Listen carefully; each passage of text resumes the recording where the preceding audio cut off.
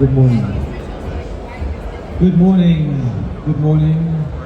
Good morning. Is it a good morning? Yes? Okay, that's a good start. Good morning. Is it a good morning? Yes, good morning. Okay, have we got some volume there? Let's just do a quick check. Check, check. Okay, we've got no mics. Check. Copying it. There we go, copying it over. There we go. Right, good morning. It's the first session of Sunday morning. Hope everyone's feeling okay.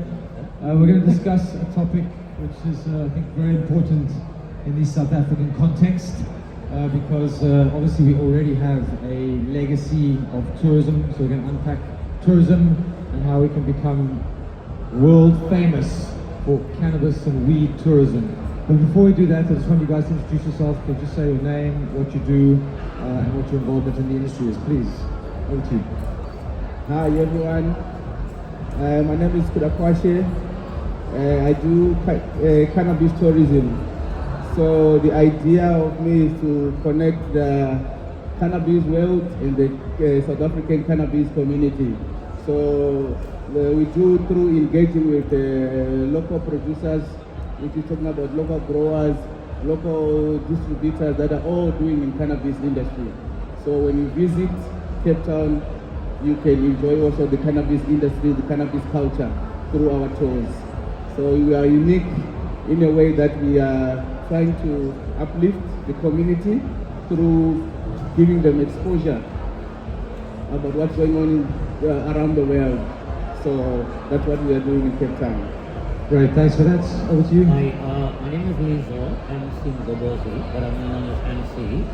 I'm a tour operator based in Cape Town, selling traveling packages in Cape Town, but we specialize on township tours. So we really trying to explore how can cannabis be really part of the township tourism. Great, thanks for that. Welcome. Yeah. Lorraine. Hi everybody, Lorraine here from High Holidays. I am based in Johannesburg, the heart of South Africa, where we grow some of the best cannabis, so therefore it's very important for us to explore the cannabis culture in that area. And we have a 5-day tour and a 3-day tour, and we're looking at obviously expanding into the Cape, where most of the tourists are. I'm a tour operator, I've been in business for 13 years. I operate cultural exchange programs all over South Africa, and cannabis is obviously on the cards. We need to do it. Thank you. Thanks, Lorraine. Over to you. Hey, so I'm Larissa Barbosa. I'm Brazilian, so patience with my English. I'm founder of Brisa 27. That is a project for cannabis tourism in Cape Town. And I'm very thankful to be here, to be invited, because we are just starting, and as you said, there is already a legacy of cannabis tourism, I think, especially here in Cape Town. So this project is very based on my own experience as tourist and solo traveler, woman traveling solo in South Africa for, I think, almost 4 years now, and very interested in the cannabis, exploring the cannabis scene in this country, and I've lived all sorts of situations. So one of our main foundations is harm reduction, and also we are doing tours. We concentrate more in a very specific market, that is Brazilians, but also French, more Europeans. And we have launched our tours this summer in Cape Town, in the dispensaries. Great, thanks for that. So it's really great to see that this is moving forward. There was an article recently in National Geographic which was highlighting how a town like Amsterdam, has actually started to push back on cannabis tourism. They don't want it anymore. And they were highlighting that South Africa could be the potential leader for global cannabis tourism. I think what we need to remember is that what we take for advantage, or we take it as gospel in our country, is actually very exotic to the international market. So how do we fuse the two? I want to talk about the different sectors of cannabis tourism. So maybe you guys could give us examples of the kind of tours you're doing. You know, because there's obviously there's got to be a line. You know, you can't have guys smoking bongs and jumping out of airplanes and skydiving. So what kind of stuff are you doing? Maybe you could just, we start with you, just tell us, just give us a quick brief of what your tour actually is and what it encompasses. So actually, when we think about cannabis tourism in South Africa, we think more the scenic landscapes and all the kinds of outdoor activities we can have with cannabis. And also when we go to I'm trying to make some partnerships with some tour operators in Cape Town, and they always are suggesting, we can do like picnic and cannabis, all sorts of activities that include cannabis, and it's actually very interesting, very attractive.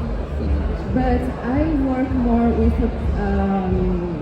a public that comes from very prohibiting countries, so Brazil and France and many European countries as well, have a sort of situation that are very prohibiting countries, but a lot of consumers, because you can have prohibiting countries that, So Brazilians are, I think, one of the biggest consumers in the world with France. But in Brazil, it's not legalized. It's still criminalized. We don't go to prison anymore if you are catch with small amount of marijuana, but you have to do social work, things like that. So for this kind of tourists, the most amazing thing is the dispensary, is the shopping experience. It's because actually in Brazil, go to isolated beaches and smoke cannabis. We are already doing that. What we don't have really is the dispensary. So we like to guide the tourists to have a better experience, a better shopping experience in the dispensary. That's our main focus.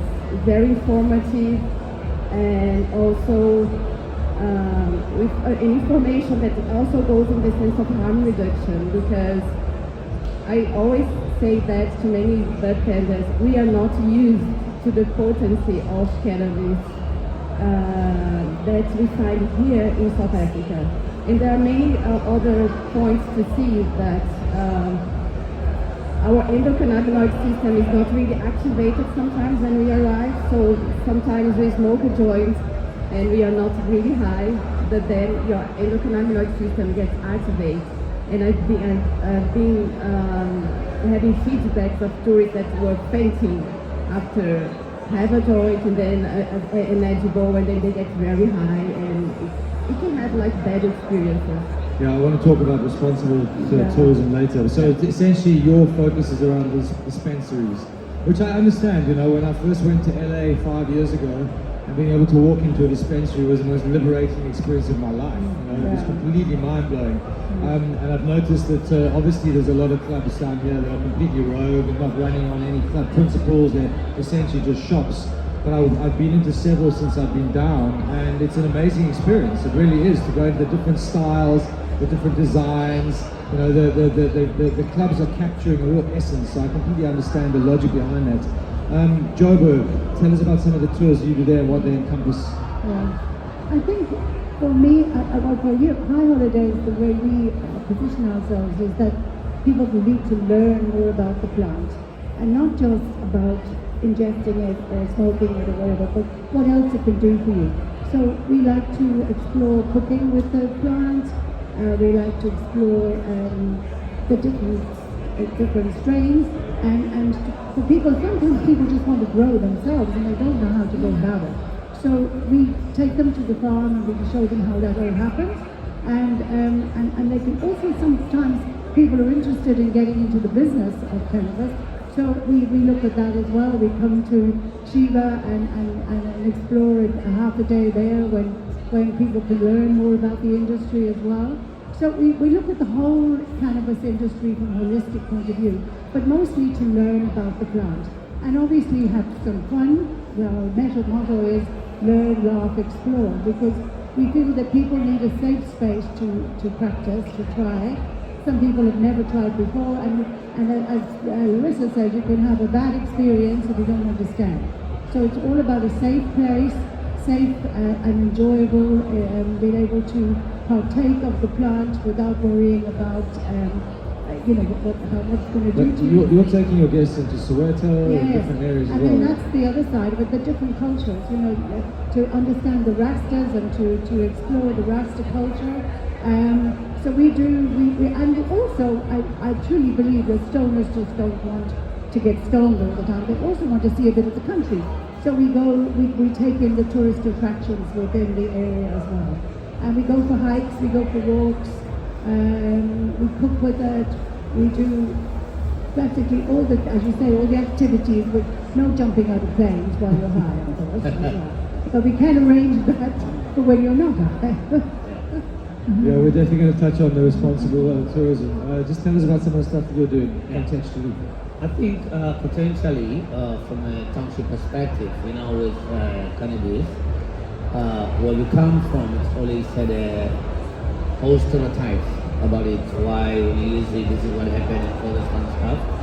But I think what's more important in our approach is mainly to educate people about what other things that cannabis can do for you from a health perspective, not only smoking it, and also from a commercial point of view, how people they can start growing and farming cannabis and also be able to trade with other businesses, with other companies around the world.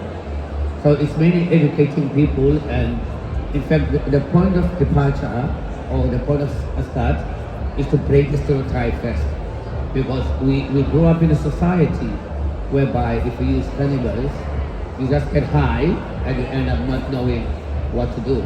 So the first point of departure is to break the stereotype, okay? And see what other things that you can utilize cannabis that can help us as human beings, as the nature, and also how can people, they can start growing these in their backyard or create farms around the community, then that can be able to start changing their social issues and be able to trade with other people in the world. So just unpack one of your tours. Where does it go? What are the elements of it? My speciality, obvious, we do the whole Cape Town, Western Cape, but my speciality, I was born, bred, buttered and toasted in a township in Langa.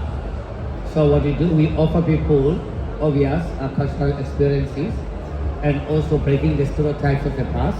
That townships are no go zone, you don't go to the township, you're gonna disappear. One of the things in Cape Town that whites are very comfortable staying in Constantia, blacks are comfortable over there, and that works in our disadvantage in South Africa. And there's a lot of stereotypes overseas about whenever you get into Cape Town, don't go near to the townships, otherwise you're gonna get disappeared. And for someone that has traveled, like traveled to Brazil, traveled to some North American countries, that you can't just go with a guide, but they just don't tell you that don't go to these places like the way South Africa is. So my passion is to really promote townships to be able to take part into the whole tourism sector. I know there's some great walking tours in Langa as Yeah, well. we do that. It's a very accessible township, which is Yeah. really helpful. Yeah, we offer that. Great, thanks. Give us a bit of insight into what this stuff you guys are doing. Yeah, our tours, when we started initially we were concentrating on dispensary because it was the thing that was there now. But now we are shifting now our work now to partner with the indigenous growers. So what we are trying to do now is trying to expose them to new genetics, new technology, and new seeds. So what we are trying to get them is to lift them from growing traditional plants to new genetically modified feminized plants. So that even when we are doing our tours, because our tours that we introduce is we've got an introduction called Cannabis Farm Tour. So it's that you go to the farm, you experience the fresh air, you talk to the farmer, you get to know him better, you see his family. So it's not about only tourism, it's the exchange. So now we shift now to put the cannabis community also in our tours. So we also include like people making edibles. There are women that are making cannabis edibles. So we include them in our tours because when you see the community is so big. So if someone is doing edibles in Europe, then we communicate with him. When we come here, we take them to the factory. Tailor makers. Yeah, tailor made. We take them to the factory. They speak with the ladies that are working there, and also there is also our tour that we go to women make fabrics. Women that are making fabrics. So it's not all about now cannabis now. It's about the whole sector. Hemp as well. Yes, and hemp as well, hemp clothing. So we are visiting all those places. So our tours now are centered on cannabis, but it's not only about smoking now. It's about the educational side. Yeah. It's about uplifting the communities. It's about getting them involved. Well, I think this is responsible tourism. Yeah, it's like you can't bring people out and just stick them in Camps Bay and at the waterfront. That's not a deep cultural experience. We have to capitalize on what we have, package what we have, and make sure that we're selling the experience across the board. I hear a theme here about education. Yeah. I think it's very important to educate people as part of this because edu-tourism is a thing that is massive all around the world. How do we ensure that tourism is responsible on two levels? Firstly, how do we ensure that people aren't getting too high? How do we manage that and how do we protect tourists? And then secondly, I can't remember, but I'll come back to that. Just over the first one. I think when you mentioned about the Amsterdam story, I think one of the things we can now gain from is the bad experiences that they have and their mistakes, let's put it that way. Where just kids got in there and just got totally stoned and, not Passing out the pavements puking all over I mean, that is not what we want to see in South Africa. We can learn from their mistakes, and I think that, yes, the educational point and a safe place and taking it easy and going and explaining the consequences of what you're going to do when you take this drug.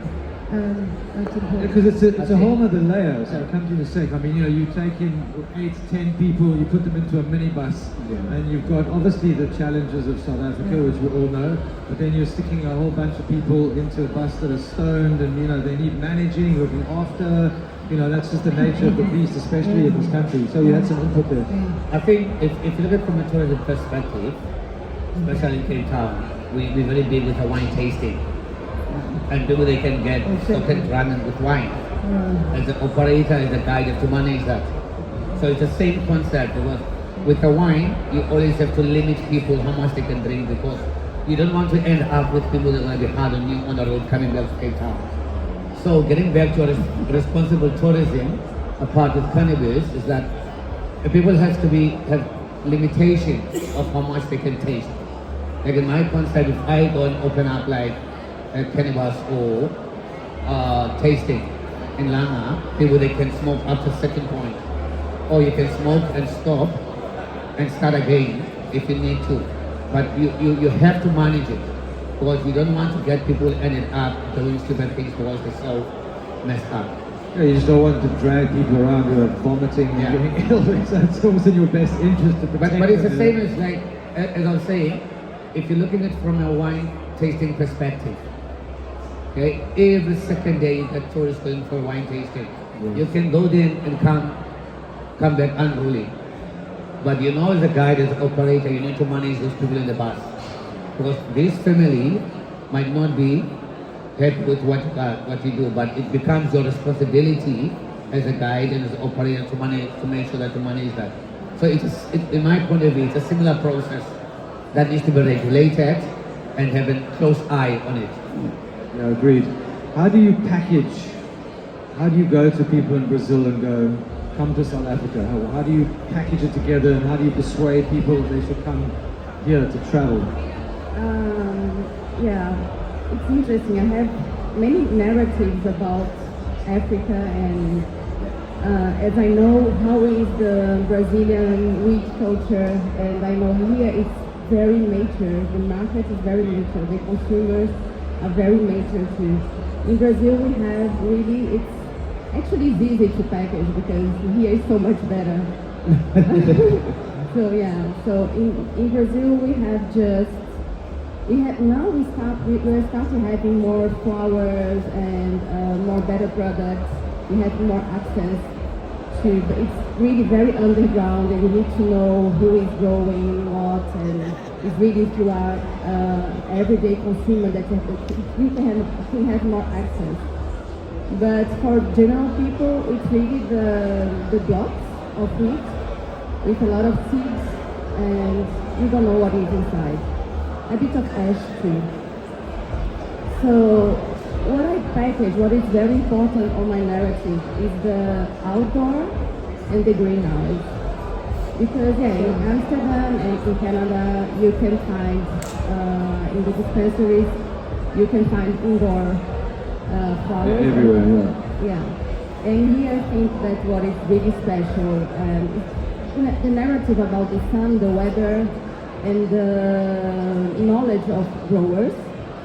And I would like actually to speak more about growers. We don't see the growers in the dispensary. I think this is really, it's a pity that we don't see them. I'd like also to speak a little bit about the educational aspect, because I think it's two sides. The educational aspect of the tourists, that the harm reduction, and we can be inspired by the wine tasting.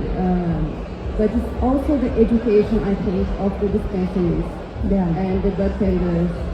I really perceive that, and I think it's a pity that the dispensaries, the clubs, they are okay if you bring tourists. They are even happy. But I don't think they perceive themselves, and they are not really sensitive sometimes to the tourists. They don't perceive themselves as the dispensaries in Cape Town are for locals. It's for the local market. And it's very difficult, I think. It's a very long way to educate also the dispensaries for receiving tourists and guiding tourists that don't know all the products and the possibilities of South African market, cannabis market. I think that is a big, actually, I would even say it's close to being a crisis at the moment. We have, I find it bizarre that we have this multi-billion-dollar industry, and then we have the consumer. And the connection point between the consumer and this multi-billion-dollar industry is the bud tender, who's normally on minimum wage. We might know about dank weed, but knows nothing about the medical side, the endocannabinoid system, and we put all our faith in these people that are just not being trained properly. So I agree, that's a big challenge. I think the other thing at the moment is that we're still in a society where we're still dealing with cultural colonization. We're still dealing with trying to find our own sort of markets. If I come to South Africa, the first thing I want to do is sample what? I want to sample local genetics, but we're obsessed with all the international genetics that we're growing. So I would like to see more local produce in the market. And when I went to a dispensary the other day, the first thing I wanted was outdoor, because I was like, I want to try this from the region. I don't want to try it indoor, because I can, as you say, I can try it anywhere. So I think outdoor and tunnels, so that you are benefiting from the natural environment to some degree, is really important. You had some input there. Yes, I also want to add that, like you said, that the dispensaries, they are not coming to the party as we expect, because we are living in a Cape Town is like a tourist area. So some of they must also be tourist friendly, and they can be able to differentiate, someone who came with a guide and someone who came alone. So if someone come with a guide, that means that they must also take into consideration. Also, the other aspect that I want to add is of the flower. The flower can be as much as it can be around, but we are looking for one also to have also other cannabis players on the road. So now we are limited. Like if you go to Jamaica, you can have maybe 15 artilleries, like 15 things to do about in the cannabis store. But now we are limited now when you come here. If I take someone to dispensary stone, then what? It's finished. So that means that I'm limited my toes. He's gonna say, okay, let's have 1 hour, because there's nothing more to do. So that's why I said I started to age everyone that is involved. Because it's good if you go to a grower, you go to someone making clothes, you go to someone making hats, you go to an artist. But the thing now is an artist, but he's cannabis conscious, you know. So Open up the value chain. yeah, essentially. so it's like we want to add value in the industry. Is with what we are doing now, we need to add value. Like if you go to someone's place, you must say, oh, I have a good day. Because I come with someone from outside, he's going to spend money, the whole money which maybe was supposed to spend at dispensary, he's going to spend at a grower, one grower. Well, it's basically sort of decentralizing and democratizing cannabis. So I think that's super important. Yes. Yeah. I think just on the point of view of the social clubs for dispensaries, I think in Cape Town too, the local market, as you say, is so big that they really don't care about, they don't need the tourists. Yes. But I think what needs to be done there is, obviously, they need to be educated about the tourism industry. I mean, they reckon that the cannabis tourism industry globally is worth 17 billion. And I think that if there was a less onerous way of tourists joining on a daily basis or having that needs to be discussed. But I think the social clubs need to look at that as a new market and open up, and also the outdoor side, as you say, is most important, because that's our biggest selling point. Sun-kissed cannabis in this country is what we should be selling. Really. The challenge is there is actually no model that talks to tourists. So this is the problem they have in Barcelona. Yeah. You know, yes, you can sign up for a day or a month membership, but technically speaking, that's not actually, doesn't fall in line with the club model. And Section 21 is obviously medical. So at the moment, you know, the whole thing is completely informal and completely grey. There's no actual whoever's market. here now and who's thinking in that line needs to see there's a gap in the market that needs to be taken care of. Yes. And could be good. I think you have a very good point there. The model and regulating the industry. Because if you look at the history of tourism in South Africa with the government, it has never been an industry that was taken that much serious. So much that even today, we still regulate things as you go by. Now that we're introducing all these new products that is needed by the tourists over the world, and our local people don't know what to do. Because like with what I was saying about the pharmacies and all this kind of stuff, we need to remember that they provide these things to local people, and that's how they're trained for the local market. Then they come tourists and for their own perspective of how they want to utilize these things. And they are not prepared for that. So the bigger issue here is that as a government or as an industry, we need to empower our own people about what are the expectations from the tourists with all different spheres, all different fields. Because each sector in tourism, it develops as it comes. We'll put regulations as it comes. Okay. So that's the biggest problem that we have in the country. Agreed. Let's talk about appellation. So for those of you who don't know what appellation is, essentially the simplest way to describe it is if you look at champagne, you can only buy champagne or market champagne from one region in the world in France. If you try and do it from anywhere else, they sue you. We have a similar thing with Rooibos. If you look at Humboldt County, just north of California, you cannot call your product Humboldt unless you're actually from that region. We could be doing similar things with Pondoland. We could be doing things in KZN. How do we embrace appellation as a cannabis community? How do we package it, and how do we sell that to the world? Any takers? Want to start? Yeah. So I think that is a very big way to say packaging. We want to know how do we package our story. So to package our story, I think maybe we must also starting like what I've seen now from what the experience is. The farmers are around, but they don't have a good buy. So what we thought, let's partner with good buds, so that when the people come, they also see good buds.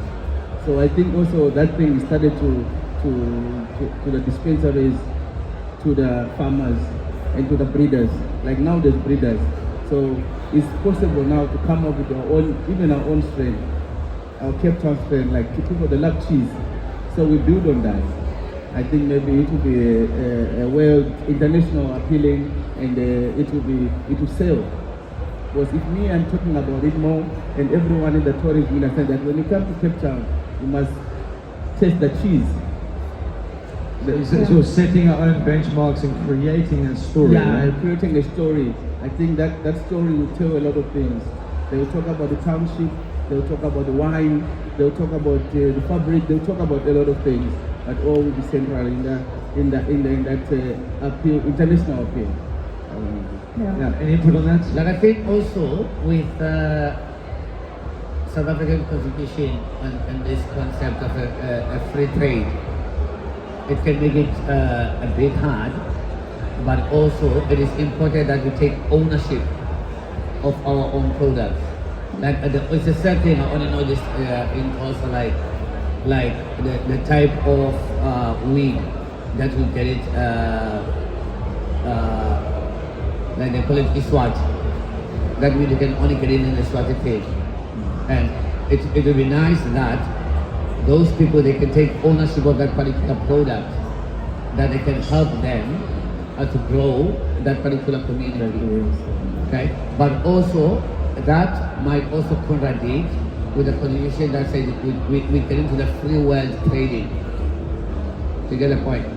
Because the only way that people they can really move and sustain themselves within the whole industry, if that particular flower can only grow in that industry, then we can kind of stamp it and we can only find it rightly. It's like wine, get it wine anyway, but there's certain wine that you can get it in France.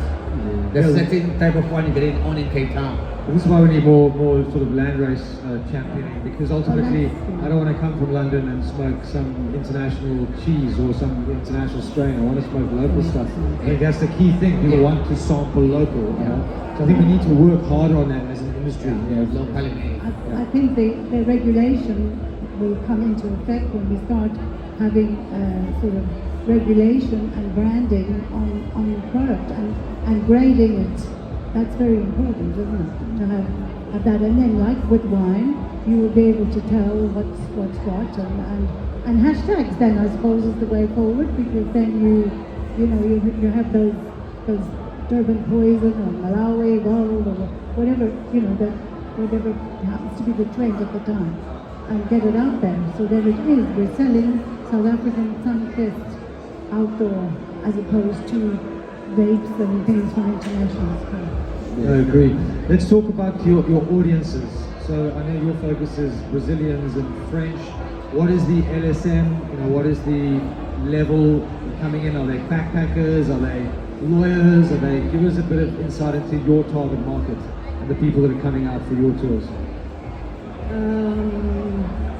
A lot of tourists, like you see a lot of social professional profiles, but I get a lot of digital nomads. I think Cape Town as well is a pole for digital nomads now, and I have a lot of people that I like to get also the tourists that when they just came to the city and they just arrived, and then we make the tour and then they are informed to continue to explore the rest of their trip. So digital nomads is a big part of your target market. Digital nomads is a big part. Okay. Well, not so many digital nomads in Joburg. Yeah. So who's your target market? Well, more the Northern European market, Norway, Sweden, Denmark, that kind of area, and Germans. Again, it's education. They come to find out what it's all about in a safe place, and they enjoy partaking of it freely while they're here. And is it what level? Is it a backpacker level? No, is it variety? It's more your 30, 40-year-olds, really.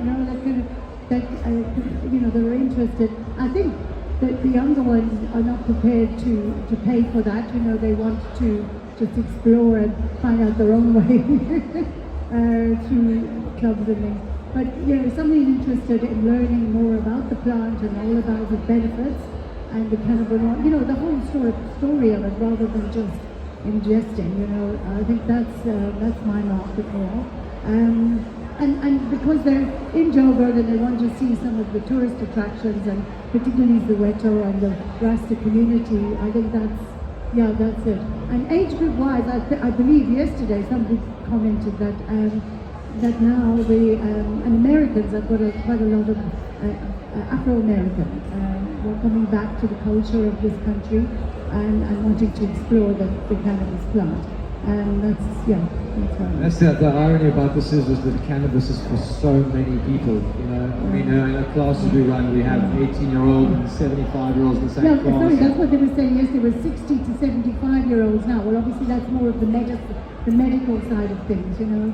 But yeah, it's interesting that it's changing all the time. Yeah. Absolutely. What are your guys' audiences like? I think my biggest target market, it's mainly the youth, universities.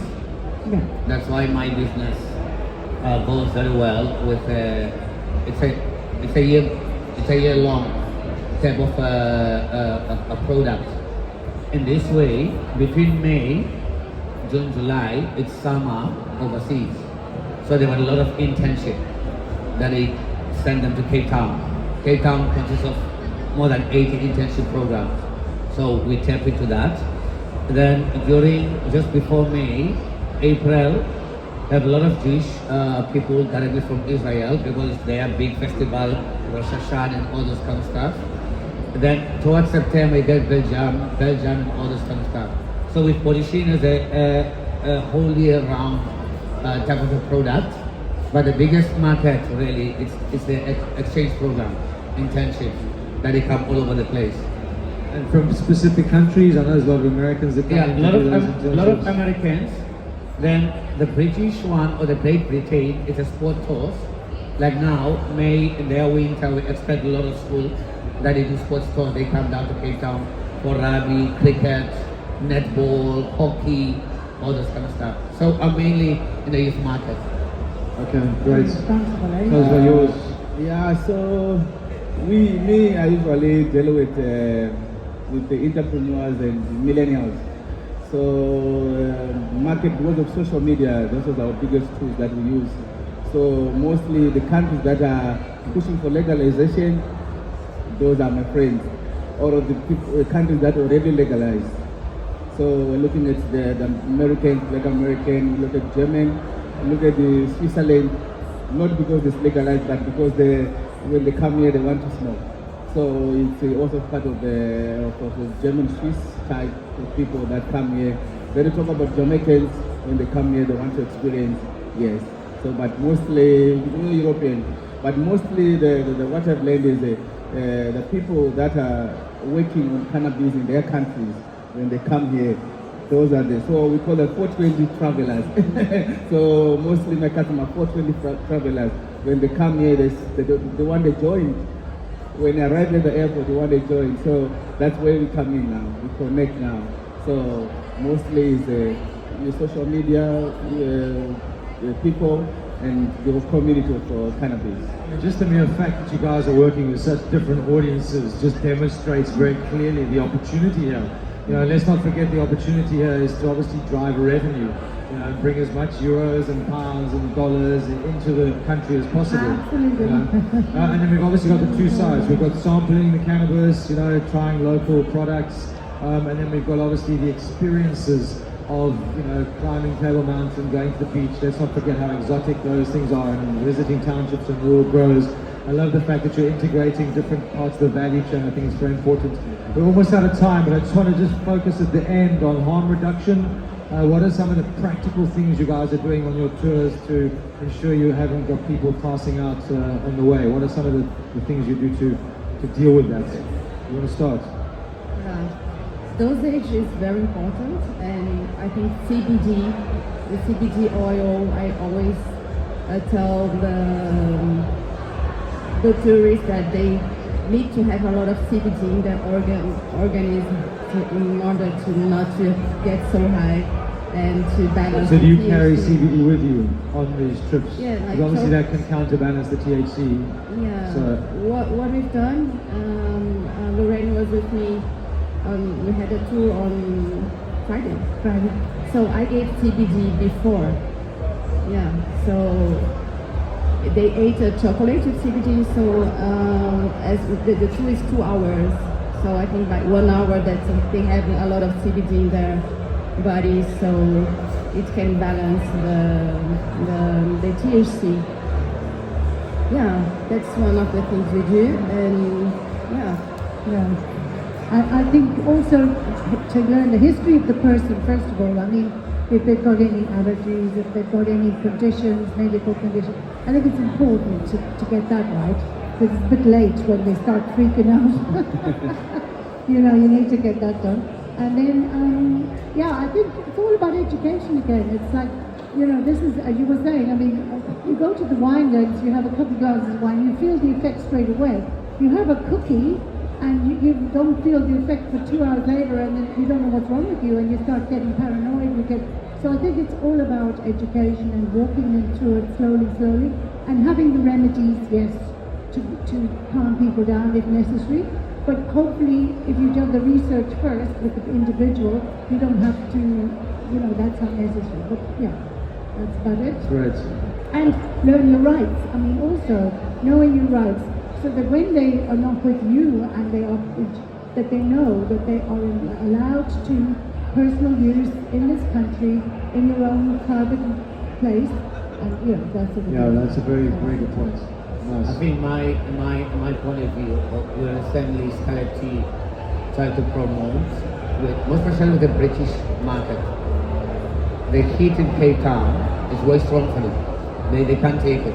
Even if you want 27, they can't take it. Mm-hmm. And sometimes even a type of sunscreen that they use with a lot of chemicals that have a negative impact into their skin. So trying to get them products that are natural with our natural health, that to introduce to them. So that's what we're trying to start promote with them. That's to keep with that, because it wouldn't have any after effects. I love it. Yeah. Great.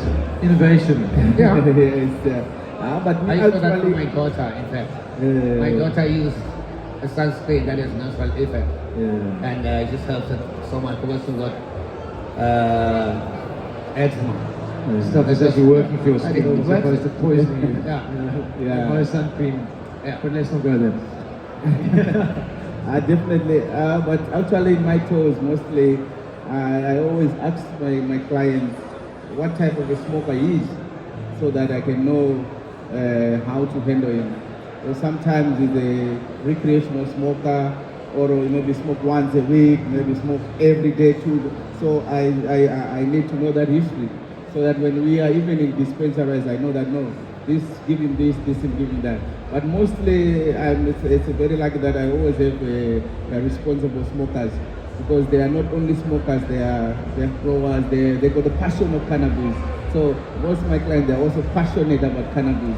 That's why we're trying to take them to growers, so they meet and they share ideas, so that he is passionate. So that's the other luck that I have. But besides that, you know, like you said, CBD oil, just for all those cases of that are bad. But you've got to manage that like smoker's ego. Yeah. You know, it's like, this is not strong, and I'll smoke the whole thing. Same with edibles. Guys, fascinating conversation. I'm very, very enthused and excited about the possibility of cannabis tourism in South Africa and the Southern African region.